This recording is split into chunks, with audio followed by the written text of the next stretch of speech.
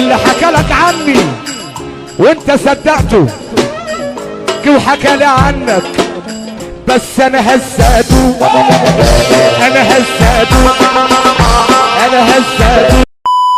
يا رجاله عاملين ايه؟ يا رب تكونوا بخير. بص قبل ما نخش على الفيديو، انا كنت من كام يوم كده نزلت بوست عن سلسله جديده انا حابب اعملها. المهم السلسله دي 1v1، يعني ايه؟ دلوقتي انا هخش هلعب بفرس ابو زنجر ملك الزناجر وعم وائل دريفت كلها، تمام؟ هخش اختار كومنت عشوائي من كومنتات الفيديو ده، تمام؟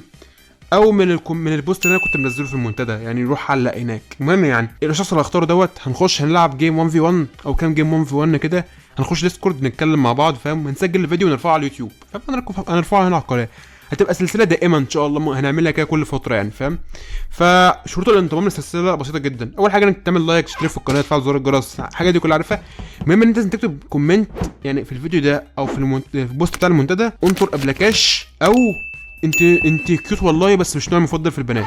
بس مش نوعي المفضل. ميه عشان شرق، ميه عشان شرق، ميه عشان شرق، ميه عشان شرق. في الفيديو ده انا حابب اشارك فيكم شويه من ارائي حول اليوتيوب المصري واللي انا بكرهه. بص اليوتيوب في مصر واحد من اسوأ الاماكن اللي انت ممكن تخشها عامه، فاهم؟ اسوأ حتى من الجيم، فاهم؟ من كباتن الجيم. فقبل ما نبدا هذه الحلقه انزل دلوقتي اعمل لايك، اشترك في القناه، فعل زر الجرس عشان يوصلك كل جديد، ويلا بينا نبدا. Like the rush of hunting people down and killing them. I mean, my heart's beating, my hands are shaking, but I'm still shooting. I'm still getting the headshots. It's like boom, headshot, boom, headshot, boom, headshot. بص عشان تكون فاهم، اليوتيوب في مصر مقسم لانواع، فاهم؟ يعني هو مكان محتوى كده يعني لوب، فاهم؟ لو طلعت براها مش هتنجح على اليوتيوب. ما تعرفش مين اللي اخترع الفكره دي او روج لها عامه، بس يعني هم في كذا نوع. اول نوع مثلا انك تفتح قناه جيمنج، فاهم؟ مثلا زي حالاتي كده، فاهم؟ وغالبا هتبقى متوحد وبتلعب لول زي حالاتي برضو، او بتعمل محتوى رياكت، وده اول نوع. بص حياة النبي محمد دي اللي تجيب لي جلطه، وده اول نوع حابب ابدا بيه عشان كتر شويه الفتره اللي فاتت يعني، فاهم؟ بص لازم في الاول نفرق بين محتوى الفيديو رياكت اللي انت بتبدي ردة فعلك على فيديو، فاهم؟ فيديو عشوائيه كده بتقول ردة فعلك اللي لازمه عامه. اتكلم يلا عدل يلا، اتكلم بأدب، فاهم؟ واللي هو بالنسبه لي برضه محتوى متخلف عقليا، فاهم؟ وبين النقد الساخر اللي هو احنا هنتكلم عنه. بص قبل ما نبدا، انا عامه بتفرج على احمد تي في، تمام؟ انا بحب اتفرج عليه عشان بيضحكني، يعني فيديوهاته بتضحكني، فاهم؟ وكذا واحد تاني برضه، بس احنا يعني هنلغي العواطف، تمام؟ وهنتكلم بالعقل شويه. بص مشكلتي مع النوع ده تحديدا هي حاجتين. اول حاجه هي صاحب المحتوى، تاني حاجه المحتوى نفسه. نبدا بصاحب المحتوى. مبدئيا كده اللي بيعمل محتوى ساخر ده بيبقى ملتزم بشويه قواعد، فاهم؟ يعني مثلا بيقول لك ان هو بينتقد المحتوى بس ملوش دعوه بالشخص ذات نفسه. طبعا الكلام ده حماده بالجنزبيل، فاهم؟ انت لو دخلت على قناه اي حد منهم 3/4 فيديوهاتهم بتبقى عباره عن تريقه سفه لمحتوى الناس، شكلهم، بيئتهم، لهجتهم، تنمر، طريقه كلامهم، واي حاجه تتخيلها، فاهم؟ ويجي في الاخر كده يقول لك لا يا باشا، بنتقد المحتوى بس وهدفي هو ان الناس تحسن من المحتوى. اللي هو يا اسطى انت زنج، يا اسطى انت اسود، يا اسطى فاهم؟ يا اسطى انت ابن، فاهم؟ يا اسطى انت اسود ليه، فاهم؟ حسن محتواك بقى عشان ما تبقاش اسود وابن بتنام. المشكله بقى انك لو جيت تقول له اللي انت بتعمله ده عبط، او اللي انت بتغلط في الناس، بتحاول تركب ترند وخلاص، فاهم؟ يدي بقى نفسه مبررات، فاهم؟ اللي هو يعني اللي هو يديك اعبط رد ممكن تخيله في حياتك، فاهم؟ يابا على فكره اللي بتريق عليه ده، فاهم؟ مشير الحاجات دي في البابليك يعني، فاهم؟ مشيرها للناس كلها، فانا حر بقى، فاهم؟ اللي هو اتريق عليه براحتي، هو خلاص، فاهم؟ هو ادى نفسه حقا انه يهزق اي حد، فاهم؟ عشان هو نشر الحاجات دي للعلن، فاهم؟ انا كده بقى خلاص لازم بقى اهزقه براحتي بقى، فاهم؟ الرد التاني بقى ان هو بيكرر كلامك بس باستنكار، فاهم؟ يعني بيقول كده حرفيا يعني نفس الكلام ده اللي انا اقوله بالظبط ده. ايوه انا فعلا انا ازاي اطلع اتريق على الناس ديت، الناس الناجحه ديت، اللي هو انا حسالي ما ينفعش ابدي رايي عشان انا غير مؤهل ان انا اقول رايي، فما ينفعش فعلا اتريق على الناس ديت. الواد ده اكتشاف، فاهم؟ هو ده رده فعليا. مشكله ان هو مش فاهم ان هو بيحاول يركب ترند وخلاص، يعني هو اللي هو يا اسطى فوق، انت مش هتصلح اليوتيوب، مش هتصلح الكون، انت الموضوع اكبر مني ومنك ان اصلحه، فاهم؟ انت بتاكل عيش، فاهم؟ عادي زينا، اللي هو انت خلاص انت بتركب ترند عادي يعني، فاهم؟ لا هو يطلع يقول لك لا يا اسطى انا ما بدي مبررات لنفسه، لا انا مش بركب ترند. تعرف المشكله في ايه؟ المشكله ان هو موضوع عادي يعني. يا اسطى ايه المشكله لما تحاول تركب ترند؟ ما ده شغلك اصلا، فاهم؟ انك تطلع تركب ترند، انت ليه تنكر الموضوع؟ مش كده فكره انك تنكر الموضوع اصلا معناه انك عارف ان اللي بتعمله ده اسمه خري، يعني انت عارف ان اللي بتعمله ده اسمه خرق فكري، فاهم؟ فانت بتطلع تنكر ان انت تركب الترند. ده بالنسبه لصانع المحتوى. نيجي بقى للمحتوى نفسه. بص يعني تخيل بقى محتواك كله تريق على الناس، فاهم؟ المشكله ان هو مش كده، المشكله انه بيستغرب لما حد يطلع يتضايق ان هو تريق عنه. اللي هو انت ازاي تتضايق يا اسطى ان انا هزقتك يا اسطى، فاهم؟ واتمسخرت عليك يعني انا ذات نفسي اهو، انا كعميد لو حد طلع عمل فيديو رياكت عليا، فاهم؟ وتريق او عمل اي حاجه من الحاجات دي، انا هتضايق طبيعي، السحر بشر، فاهم؟ مش روبوت، عليه عادي مشاعر، فاهم؟ بتاع هتضايق، فاهم؟ عادي جدا. فكره بقى ان معظمهم حتى فاشل في التريقه على الناس، اللي هو معظم ردود فعلهم يا اما بتبقى ايه اللي هو ايه ده ازاي الكلام ده حصل؟ ايه ده؟ فاهم؟ يا اما مثلا بيدي رياكشن واحد مستغرب، لا رياكشن غريب كده فاهم، يا اما يكرر بقى نفس الكلام اللي بيتريق عليه ده وبيقوله فاهم، بس باستنكار. ده اللي بيعملوه يعني، مفيش حد فيهم بيحاول يبدع في التريقه. تاني نوع معانا بقى الا وهو التنميه البشريه او الموارد البشريه، ودي بقى بلاعه طفحت علينا الفتره الاخيره. السلام عليكم. امثال مثلا دكتور مكاوي فاهم، كباتن الجيم المعقدين نفسيا، صلاح ابو المجد فاهم. المشترك بين كل الناس دي بقى حاجتين، اول حاجه كلهم نصابين فاهم، كلهم بيتكلموا عن انك ازاي تبقى ناجح ومعاك فلوس. طبعا انت لما بتسمع كلمه ازاي تبقى ناجح فاهم، ازاي تعمل فلوس فاهم، فاللي هو انت عينك بتلمع بقى فاهم، يعني لو تكتشف بقى ان في قناه بتتكلم عن الحوار ده فاهم، فانت اللي هو بتتحمس بقى، ايوه بقى انا عايز اعمل فلوس فاهم. انت عبيط اصلا.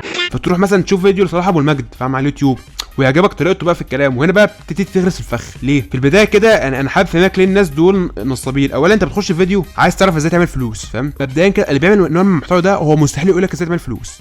يعني لو تخش له 7000 فيديو، انا معاك للصبح هتخش له 7000 فيديو مش هيديك في ولا فيديو فيهم طريقه مباشره اللي هو يا اسطى بص روح اتعلم الحاجه الفلانيه هتشتغل في الشركه الفلانيه تجيب فلوس. بس لا، هو مش هيقول لك الكلام ده، هو يفضل يفك حوالين نفسك بحيث ان انت خلاص تفهم تفضل عندك جوع دايما للفيديوهات بتاعته او السيشنز بتاعته. يعني لو انت مثلا بقى تتفرج على واحد صلاح ابو المجد اكبر نصاب فيهم، انا بكره صلاح ابو المجد فشخ، بكرهه فشخ فعليا، من الشخصيات اللي انا يعني اللي هو مش فاهم ازاي طلع اصلا وليه الناس بتسمعه، ليه السيشنز بتاعته فيها ناس كتير جدا.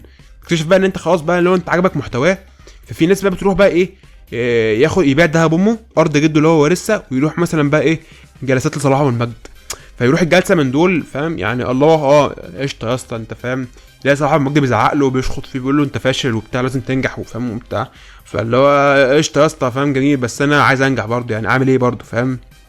لا برضه صاحب المجد بيزعق فيه ويقول له يا اسطى انت فاشل فاهم، لازم تفهم ما تروحش عايز ابوك فاهم وحنه خالتك الله وانا مالي يا لمبي، وتحاول فاهم تورك هارد وتورك اندر بريشر وتعمل فلوس تميك ماني فاهم بقى وتبريك ذا ايس والكلام ده. فلو انت يا اسطى مثلا كلام جميل والله، اعمل فلوس ازاي برضه يعني اديني حاجه ماديه، تكتشف انك طلعت من السيكشن ده ما فهمتش اي حاجه، ما استفدتش اي حاجه حرفيا، وتكتشف بقى ان انت حضرت له مثلا 600 سيكشن وما استفدتش حاجه في الاخر. ومشكله بصراحه من المجد، صلاح المجد ذكي شويه يعني نصاب ذكي فاهم، اللي هو حرفيا كلامه تحسه عكس التنميه البشريه. يعني التنميه البشريه مثلا بتقول لك ايه، لو انت تقدر فاهم اسعى ورا حلمك نام على بطنك فاهم، هو لا هو بيطلع يشتمك يهزقك فاهم، يقول لك ان انت اللي بتعمله حاجه كلها غلط فاهم، فاللي هو تقول لي طب ماشي يا عم ابو العريف فاهم فهمني ايه اللي المفروض اعمله، ما يفهمكش حاجه. مشكله صلاح المجد بقى الكبرى طريقه تفكيره فاهم، هو فاكر ان عشان الناس تنجح لازم الناس كلها تعمل حاجه واحده اللي هو بيقول عليها، لو ما عملتش اللي هو بيقول عليه ده انت مش هتنجح. ونظرته للناس غريبه يعني فاهم، هو شايف ان الناس كلها ظروفها واحده.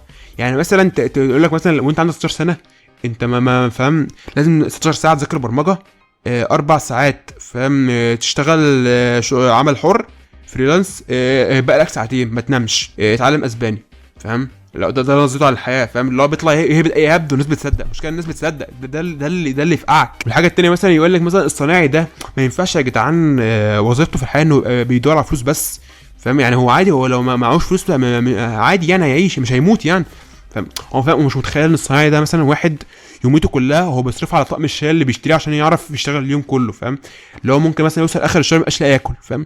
مش فاهم ان الصناعي ده فاهم تحت خط فقر ايه، ده تحت الارض ذات نفسها، هو مش تحت خط الفقر فاهم، ده هو عايش في مركز الارض. فالمشكله بقى انت بعد ما تقدر مثلا كل الحاجات ديت وتشوف الفيديوهات دي كلها تكتشف ان الموضوع كله يعني كل الكلام اللي هم بيقولوه ده يتحل بركعتين فاهم، تصلي لك ركعتين كده تقرا شويه قران ترجع لربنا هتلاقي ان لا انت الموضوع ده احسن منهم بكتير فاهم. ثالث محتوى معانا بقى طارق ايه يا حبيبي؟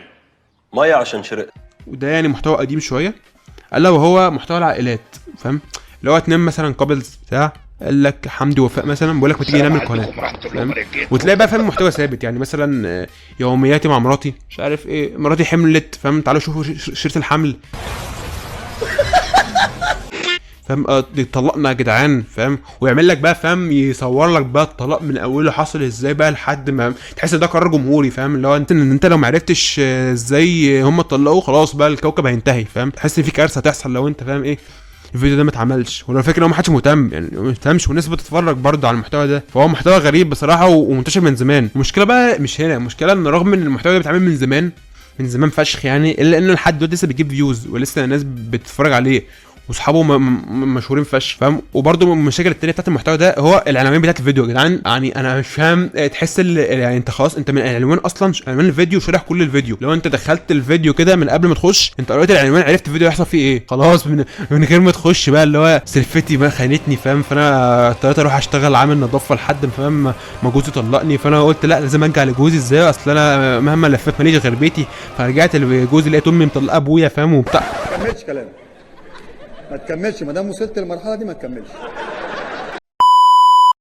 حاجه غريبه كده اللي هو تحس في قصه فاصل في الثامنيل فاهم. الثامنيل في قصه لوحدها فيديو لوحده خلاف الفيديو الرئيسي بقى. في النهايه يعني انا حابب اقول ان الفيديو ده ملوش 30 لازمه فاهم. وانا برضو رايي ملوش 30 لازمه فاهم. لو انت مختلف معايا عادي اختلف براحتك، هديك بلوك على الفيسبوك، بلوك على الواتساب، بلوك تليفونات، مفيش مشاكل يعني. مش لازم تطلع تقول لي ان انا غلط عشان انا عارف ان انا غلط، فمش لازم تقول لي الكلام ده يعني.